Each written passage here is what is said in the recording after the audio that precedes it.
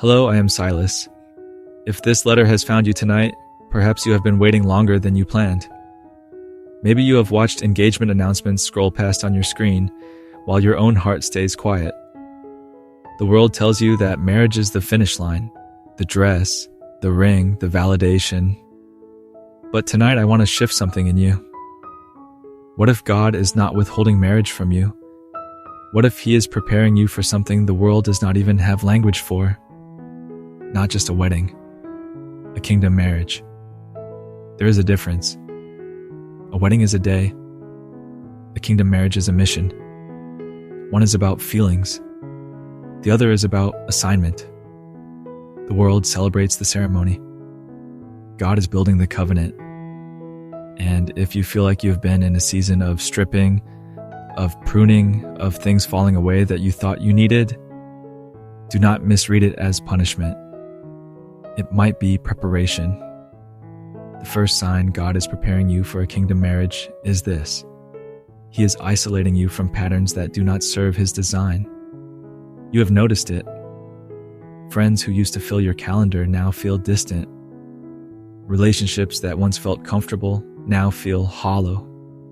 Even your own desires have started to shift. What you used to chase no longer moves you.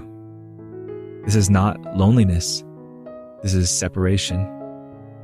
God pulls you out of the crowd before He positions you for the covenant.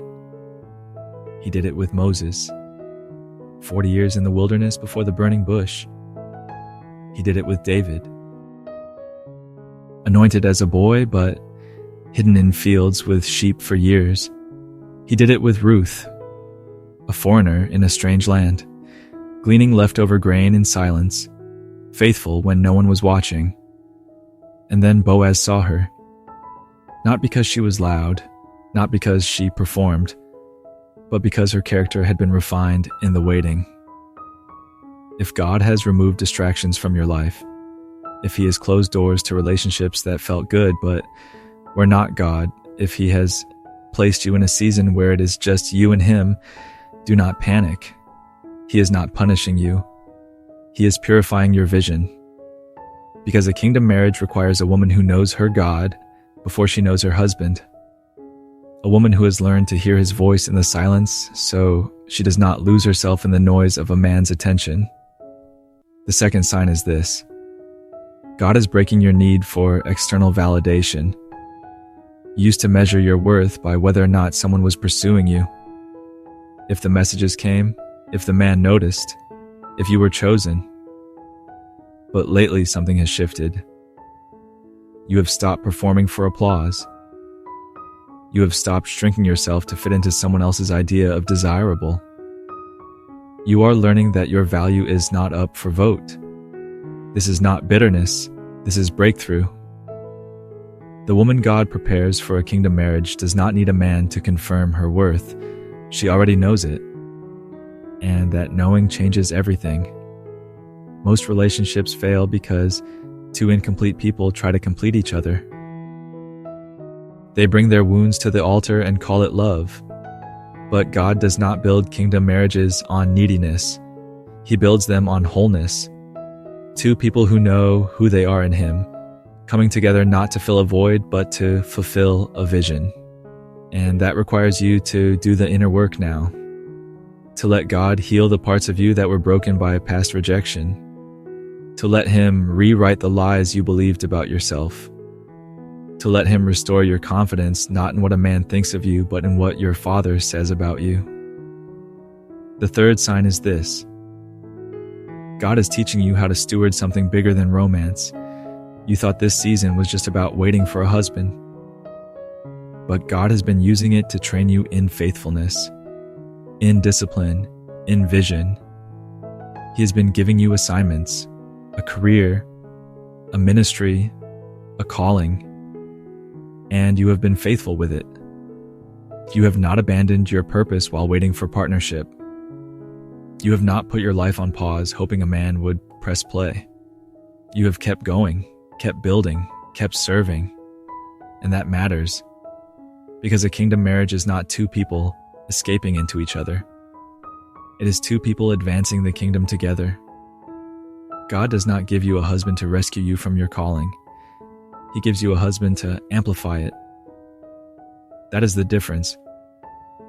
The world sees marriage as the goal. God sees it as the tool. A kingdom marriage is not about you finally getting what you want. It is about two people submitting what they want to what God wants and watching Him do something neither of them could do alone. That kind of union does not happen by accident. It requires preparation.